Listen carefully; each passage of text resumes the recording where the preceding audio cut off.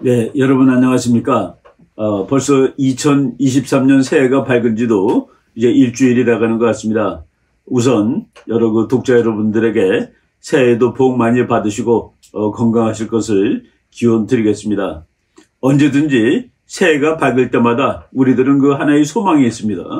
대한민국 특히 국가 안보가 위험한 나라고 전쟁의 가능성이 높기 때문에 금년에는 좀 더 평화로운 그런 한 해가 되었으면 하는 소망들을 다 이야기를 해왔습니다. 그런데 금년은 그런 소망이 그렇게 많아 보이지 않는 조금 좀 불행한 예측을 할 수밖에 없는 해라는 생각이 듭니다. 작년 12월 31일 북한이 동해바다를 향해서 미사일을 여러 발 발사를 했습니다. 그 외국의 그 언론들은 북한이 2022년을 미사일 발사와 더불어서 마쳤다라고 얘기를 했는데 2023년 1월 1일 새벽에 북한은 다시 또 탄도탄을 동해바다를 향해서 발사를 했죠. 그래서 2023년을 그 미사일 발사로 시작을 했습니다. 그리고 작년 연말 김정은이가 이제 내년에는 북한의 핵 능력을 그 영어로는 exponential이라고 되어 있습니다. 기하급수적으로 증가시키겠다. 참 정신이 없는 이야기라고 생각이 됩니다. 국민들이 먹을 것이 없는 나라가 핵무력을 기하급수적으로 증강시키겠다라고 얘기를 했죠. 이 세상에는 참 우리랑 그 생각이 다른 사람들이 많이 살고 있습니다. 또 제가 영자 신문으로 보니까 시진핑 주석이 자기네들 중국이 가는 길이 바로 그 역사의 올바른 위치에 서 있다. 자기네들이 역사에서 올바른 방향으로 나가고 있는 나라다라고 얘기를 했는데 그것을 우리가 단적으로 틀렸다라고 말할 수 있는 것은 역사의 진행 방향은 자유의 확산입니다. 인간들이 점점 더 자유롭게 살게 되는 것, 여러 가지 측면에서의 자유를 말하겠죠. 정치적인 자유, 경제적인 자유, 그리고 신체적인 자유, 이런 그 자유를 향해 나가는 것이 인간 역사의 진행 방향인데 바로 독재 정치, 공산 정치를 하면서 공산주의를 하면서 자기가 역사의 그 진행 방향, 역사의 오른쪽에 서 있다라고 얘기하는 것은 참으로 놀라운 일이 아닐 수가 없습니다. 북한이 그 여러 가지 위협이 있는데 작년 연말에 북한이 아주 특이한, 그렇지만 우리가 당연히 알고 있어야 될 것이지만은 잘 생각하지 않았던 그런 그 도발을 가해왔고 그런 위협을 가해왔습니다.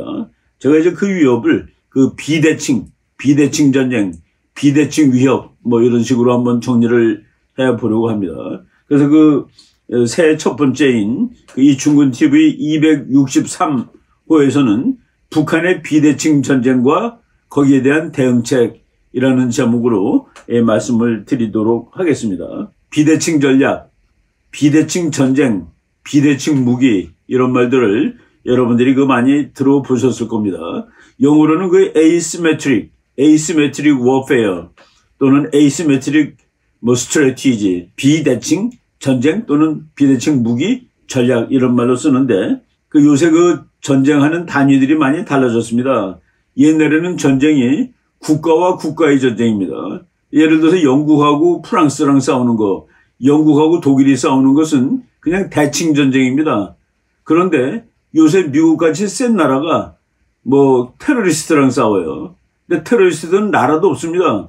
주권도 없어요. 그리고 무기조차 없습니다. 그런 나라랑 싸우는 이들은 또 전쟁을 하는 법칙도 없습니다.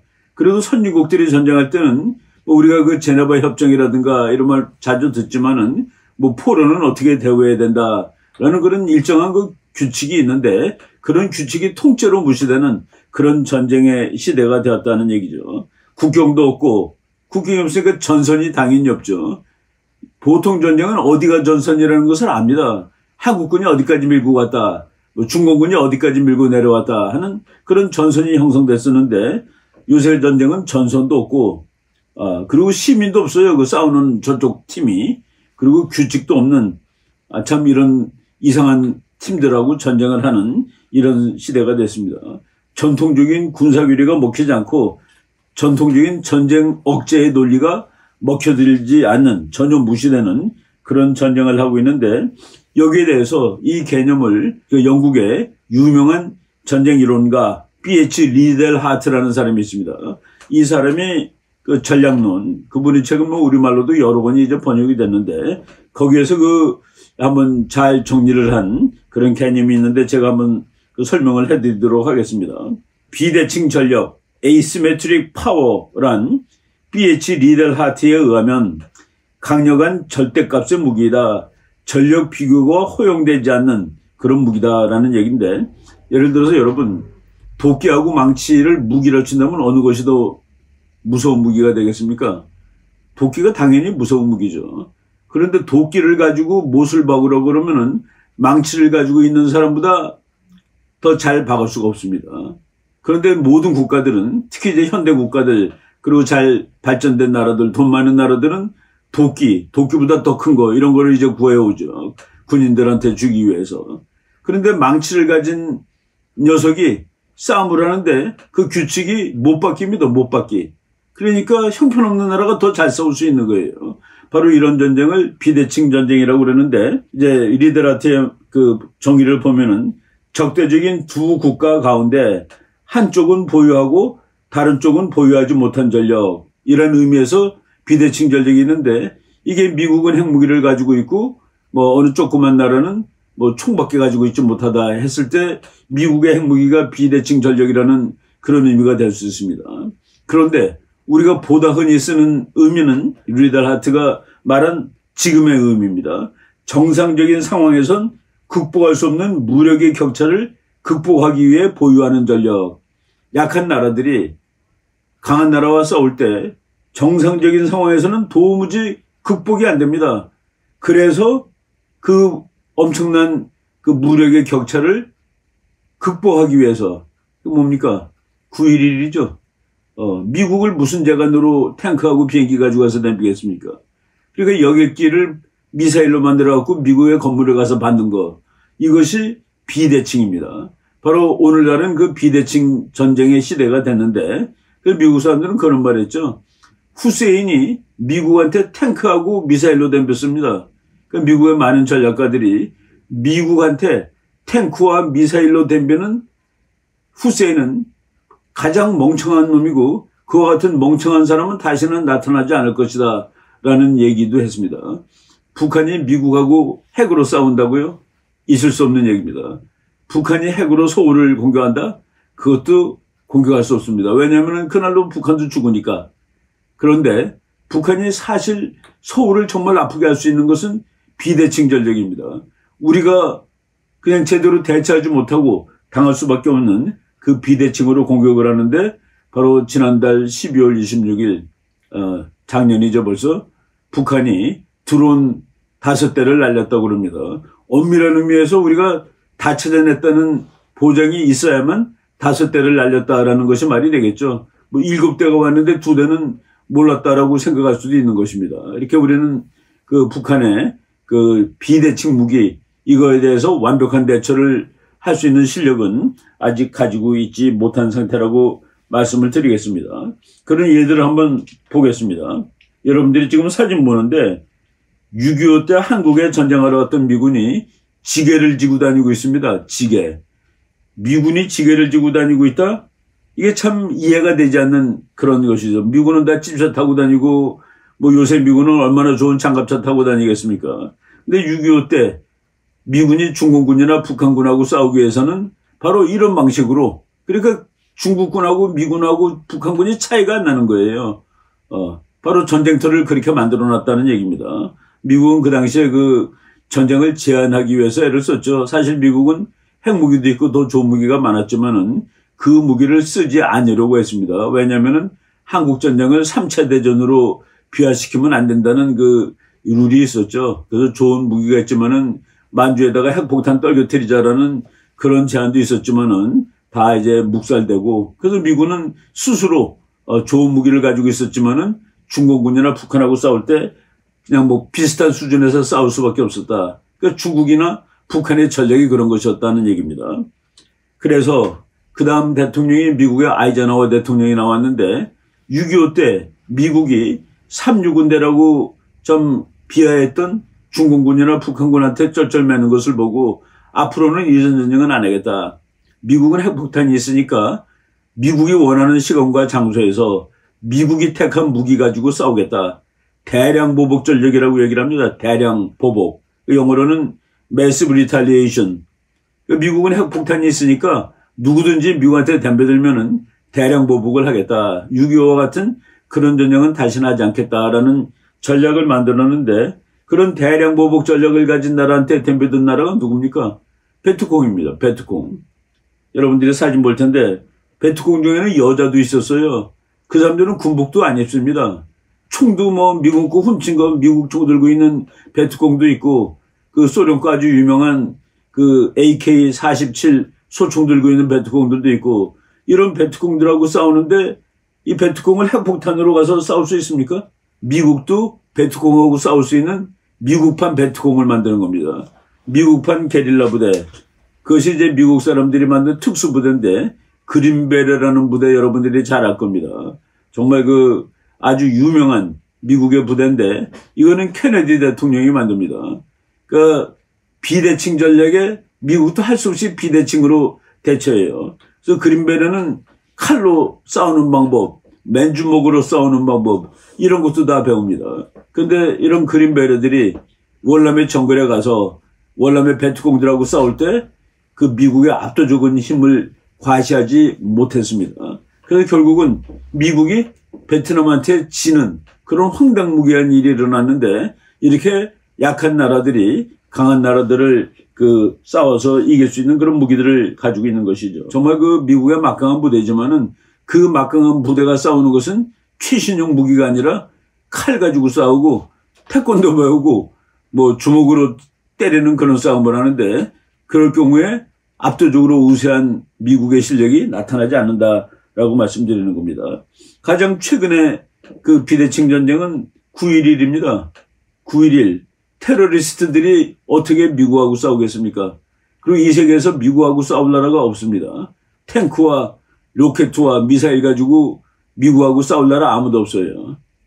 그렇지만은 테러리스트들은 그 비대칭 전략 가지고 미국하고 싸웠다. 여객기가 가서 그 100몇 층짜리 건물에 부딪힐 줄이야. 이건 뭐 미국도 이거는 전쟁의 법칙이라든가 무기라는 측면에서 전혀 상상 못하던 일이다라고 말씀을 드리죠. 그러니까 미국의 그 유명한 그 냉전시대 역사에 관한 그 최고의 학자인 그 게디스라는 교수가 이렇게 얘기했어요. 9월 11일 날 미국이 그 빌딩 2개가 무너진 다음에 미국 사람들이 이렇게 생각했답니다. 마치 우리 모두가 2001년 9월 11일 아침에 방사능이라도 쬐은 것처럼 우리의 심리구조, 우리 마음의 DNA가 뒤틀려 그 결과는 앞으로 한동안 확실치 않을 것이다 라고 얘기를 했는데 뭐 정도는 이 정도까지 아니지만은 최근에 윤석열 정부가 들어선 다음에 지금 그 북한의 무인 비행기가 대통령실 부근까지 와서 사진을 찍고 갔다. 그래서 지금 대한민국 국군은 뭐 했느냐라고 많은 사람들이 비난하고 있습니다. 특히 그 야당이 비난을 하고 있는데 저는 그 비난은 온당치 못하다라고 생각을 합니다. 우리의 탁월한 무기 체계를 가지고 안 되는 도발을 저쪽이 저질렀기 때문에 우리가 제대로 대응하지 못한 것이죠. 그러니까 도끼를 가지고 못을 박으려 하는데 못을 잘 못 박았다라고 비유하는 것이 저는 옳다라고 생각을 하고 있습니다. 제가 그 미국의 그 유명한 그 전략이론가 에드워드 러드왁이라는 여러분 사진 보시겠습니다. 그 이스라엘 사람인데 제가 이분을 그 한 20년 넘겠네요. 한 1900년대 말엽이었으니까 일본에 국제 세미나를 하러 갔다가 만났습니다. 그랬더니만은 자기 딸 사진을 이렇게 보여주더라고요. 수첩에서 꺼내가지고 그 딸이 이스라엘 육군 중위로 이스라엘에서 근무하고 있더라고요. 탱크 앞에서 찍은 사진을 보여주면서 자기도 그 이스라엘 계통 유대인이죠. 그러니까 얘기를 하는데 정말 이 사람이 세계적인 전략가입니다. 제가 그 전략의 역설적 논리를 바로 이 사람의 하버드 대학 출판부에서 나온 러드왁의 책을 참 정독을 하고서 이제 익힌 개념인데 그분이 저한테 재미있는 질문을 하더라고요. 그게 94년 5년 해갖고 북한 핵 문제가 아주 그냥 골치 아플 때입니다. 그때 저한테 이 교수 북한이 가지고 있는 무기 중에서 가장 무서운 거 뭔지 알아? 딱 그러더라고. 그래서 제가 이 사람이 아주 뭐 전략적으로 역설적인 그런 논리를 가진 사람이니까 그래서 핵무기가 아니란 뜻으로 질문하는 거냐 그랬더니 그렇다고 그러더라고요. 그래서 내가 그렇게 대답했습니다. 북한이 가지고 있는 제일 무서운 무기는 남한의 게릴라를 파견할 수 있는 AN2라는 참 고물 수송기다라고 얘기했더니 자기도 동의한다고. 그러면서 알고 있었구나라고 이제 얘기를 하는데, 북한이 한국을 정말 아프게 할 수 있는 무기는 그 드론이라든가 그 AN2라는 형편없는 그 고물 비행기입니다. 저 에드워드 러다 교수가 한국 사람들은 북한의 핵을 무서운 건 줄 아는데 그게 아니라 바로 북한이 게릴라 전쟁을 할 수 있는 AN2야 라고 얘기했는데, 여러분 그 AN2라는 비행기 모습 보겠습니다. 정말 뭐 형편없이 생긴 비행기예요. 1947년에 나왔고, 그리고 이제 지금은 생산도 안 하는 비행기인데, 이것이 뭐 그냥 한 18,000대나 만들었답니다. 그러니까 엄청나게 인기가 좋은 비행기죠. 이것이 그 유럽에 가보면 동유럽에서는 여객기로도 쓰인답니다. 그리고 이 비행기는 뭐 이렇게 속도도 우리나라 그 KTX 속도도 안 돼요. 시속 300km도 못 나는데 천천히 날고 낮게 날고, 그리고 아스팔트가 아닌 잔디밭에도 내리고, 이런 그 아주 그 특이한 게릴라 전쟁을 할 때는 대단한 비행기인데, 제가 그 북한 군사력에 관한 책을 쓰면서 그 몇 년 전에 쓰면서 결론을, 우리가 가장 신경을 써야 할 무기 체계가 북한의 핵무기보다는 바로 이렇게 게릴라 전쟁을 할 수 있는 무기 체계다. 드론 같은 그런 것들이 더 위험하다고 얘기를 했는데, 여러분들이 보시는 이 AN2는 한 12명 정도 게릴라를 실을 수 있습니다.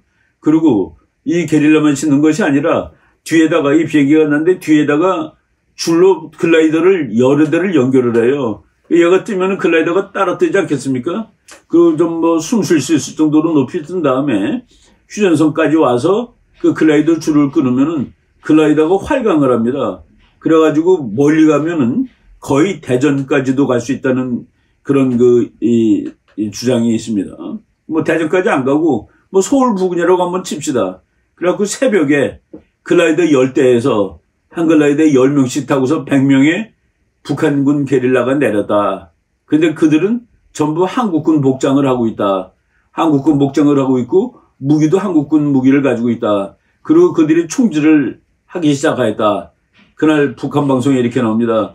지금 남한에 있는 그 군대가 정부에 대한 그 반란을 일으켰다. 남조선 일대에서 반란군과 국군의 전투가 치열하게 벌어지고 있다라고 거짓 방송을 할 수가 있습니다. 우리가 그 최근의 역사를 보면은 뭐 울진 삼척 그 게릴라들이 뭐 수십 명 단위로 내려왔습니다. 그리고 1968년에 서울 일원에 그 김신조 그 특수부대 한 30명 정도가 왔었죠. 근데 그들을 잡기 위해서 정말 우리나라 부대는 군단급이 동원됩니다. 군단급이 동원돼서 이제 전투를 하는데 뭐 한 달씩 전투를 하고 그러죠. 그리고 인명피해도 많고. 북한이 100명, 200명 보냈을 때 우리가 어떻게 여기에 대처해야 되겠습니까? 바로 이런 데에 대한 대비책을 가져야 된다. 근데 북한은 왜 이런 거를 가지고서 우리를 골탕을 먹일까? 북한은 말이죠. 한국과 미국군이 워낙 우세하기 때문에 무기 측면에서 그 우세함을 발휘할 수 없는 그런 전쟁을 할 수밖에 없습니다. 직접 한국에 피해를 주려면은 그 한국과 미국의 우세한 무기가 그 우수성을 발휘할 수 있는 전쟁. 그러니까 바로 이런 전쟁을 할 수 있다라고 이제 우리가 상상을 하고 예측을 하고 대비를 해야 됩니다. 여러분들 지금 사진 하나 보는데 북한이 우리나라의 섬들을 공격하는 연습을 하는 그런 사진입니다. AN2가 날아가고 거기서 병사들이 점프해서 뛰어내리는 거예요. 낙하산 타고. 이거 그냥 낮에 한 것이지만은 밤중에 서울 부근에 이걸 했다 그랬을 때 우리가 대처하기가 정말 어려워집니다. 지난달 26일 날 그 북한이 서울을 침투한 그 지도를 그렸는데, 그 한강 부근에서부터 그 김포반도 옆에 한강이 흐르잖아요. 한강을 따라 쭉 내려와 가지고 용산까지 왔다가 돌아서 다시 올라갔고, 그리고 강화도 부근으로도 4대가 날아갔는데 우리가 그 항적을 다 찾아내지 못했다라고 그래가지고 지금 국군을 막 그 여당이나 야당이나 언론들이 막 꾸중을 하고 있습니다. 그렇지만은 그것이 최근 있는 일도 아니에요. 미국 보이스 오브 아메리카를 보니까 2017년에 그 문재인 대통령이 있을 때입니다. 북한의 무인기가 경상북도 송주까지 와서 사드 기지를 촬영하고 갔습니다. 이거 어떻게 발견됐냐면은 촬영하고 가던 비행기가 추락한 거예요. 보니까 거기 사진이 몇백 장 있는데 거기 그 송주 사드 기지까지 왔다. 그러니까 지금 야당 사람들은 뭐 지금 여당이 못하고 있다고 그러는데 자기네들 때는 여기까지 송주 경상도까지 왔었다는 그런 그 책임도 져야 될 겁니다. 예. 그리고 그동안에 한국군이 훈련을 거의 잘하지 못했습니다. 그래서 우리가 이런 데에 대한 그 위기 상황에 대한 대처 능력이 지금 상당히 떨어져 있는 상태라고 볼 수가 있겠습니다. 우리가 이런 그 정말 비대칭 전쟁은 좋은 무기를 갖고 있어도 싸우기가 대단히 힘든 그런 전쟁인데 여기에 대한 대응 준비를 지금 해야 되는 것이죠. 그래서 그 2014년에서부터 2016년에 북한 무인기가 경기도 강원도 일대를 많이 날았었다. 그런데 그 날은 것을 다 알지도 못했을 것이다라는 것이 뭐 저희들이 지금 추정할 수 있는 그런 상황입니다. 여러분 그림 보시면은 정말 뭐 방에다 올려놓고 책상 위에도 올려놓을 사이즈예요. 뭐 길이가 날개 길이가 한 2m쯤 되고 색깔은 하늘색을 칠했습니다. 낮게 나니까 레이더에 안 걸립니다. 이것을 잡기 위해서 F-15라든가 F-35라는 그 탁월한 전투기들이 떠서 되겠습니까? 이거는 총으로 쏴서 잡아야 되는데 총으로 쏴서 잡기에도 밑에서 눈으로 보면 하늘에 떠 있으니까 안 보이는 겁니다. 하늘 색깔이라서. 이런 그 애로사항이 있는 이런 무기인데 북한이 비대칭 전력으로 도발하고 있습니다. 우리도 비대칭 전력으로 역도발을 해야 된다고 저는 봅니다. 그리고 제가 아까 예를 들었는데 예를 들어 북한의 그 게릴라 부대가 뭐 100수십 명이 200명이 한국 군복을 입고 야밤에 글라이더를 타고 뭐 서울지로는 내려서 총질을 해대기 시작하였다. 이거 우리가 여기서 방어만 할 수가 없습니다. 이럴 경우에 막는 방법이 우리가 북한을 정기적으로 공격하는 방법입니다. 공격하겠다라고 사전에 얘기하는 거예요. 그러니까 너희들이 이런 종류의 게릴라 전쟁을 하고 그럼 너희들이 한국군이 반란 일으킨 것이라고 거짓말을 할 경우가 있을지 모르는데 그때 우리는 이것을 너희들이 정기적으로 도발한 것으로 간주하고 북한으로 공격해 들어가겠다라고 얘기하는 그것이 우리의 전략이 되어야 된다는 얘기입니다. 그러니까 이거는 그냥 막기만 하는 게 아니에요. 북한이 공격하는 것을 그냥 패시브하게 패시브 디펜스가 아니라 액티브 디펜스를 해야 되는 겁니다. 그냥 막는 것이 아니라 아예 공격을 하겠다. 그리고 우리는 너희들이 이렇게 그 비대칭 공격을 가해와서 우리를 골탕을 먹이는데 우리는 우리의 우세한 무기로 너네들한테 보복을 할 거야 라는 사실을 사전에 주입시킴으로써 그 억제를 하는 것이다 라고 얘기를 합니다. 전쟁이 이제 자꾸 그 발전하죠. 전쟁의 모양이.